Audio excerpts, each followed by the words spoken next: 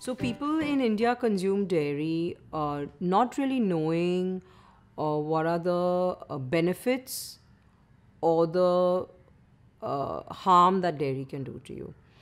Dairy has been researched significantly, and the premise that I'd like to first set here is that dairy is not what your grandfather was consuming or what your grandmother was consuming. It's different today. It's been changed because it's pasteurized and homogenized. Homogenization releases something called xanthine oxidase, which goes into your system and really harms you rather than giving you anything beneficial. Pasteurization strips it of all the vitamins and minerals. So it's really not, unless you're telling me, listen, I'm rearing my own cow, I don't give it any growth hormones, and the dairy is coming from that cow to my table, which is not happening with most of us. In fact, I think 90% of Indians don't have their dairy that way. Dairy has casein in it, which goes into your intestines and sticks to the gut, forms like a curd-like substance, prevents nutrient absorption. Dairy's pH balance is slightly acidic. When it goes down into your system, the body warms it further, making it even more acidic. So most people who have acid reflux don't really know that they're getting it because they are heavy dairy consumers. In fact, Indians are told to drink more milk to cut down their acidity. So it's like a double whammy.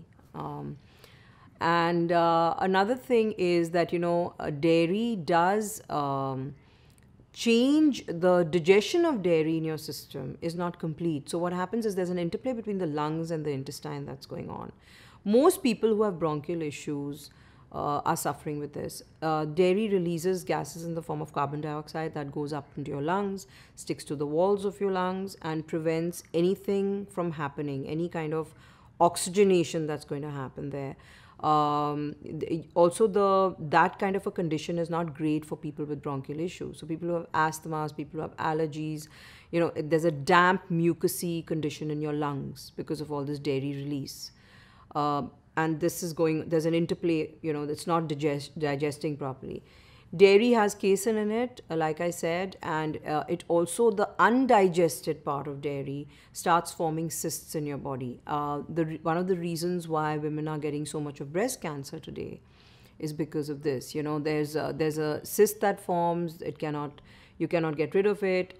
Usually with women, it comes up in the breast where there's fatty tissue, and most often than not, dairy is the culprit. So there's all this, confusion as to, milk is fortified with vitamin D, you got to take it.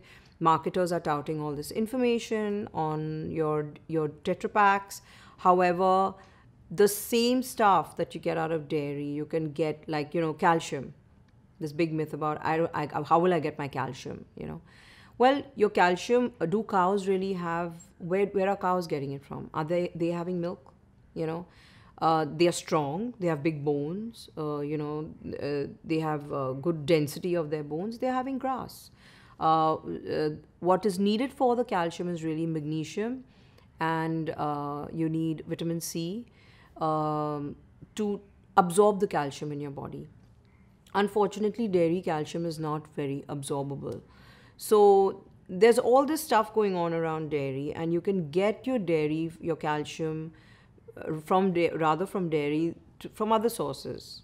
Okay, there's leafy greens, there's spirulina, all high in chlorophyll, which actually have magnesium as the center molecule. So magnesium is helping you to absorb the calcium from those sources, rather than dairy, which is not assimilating. Some of it is going as cysts in your body, some of it is sticking to your gut and causing all these issues.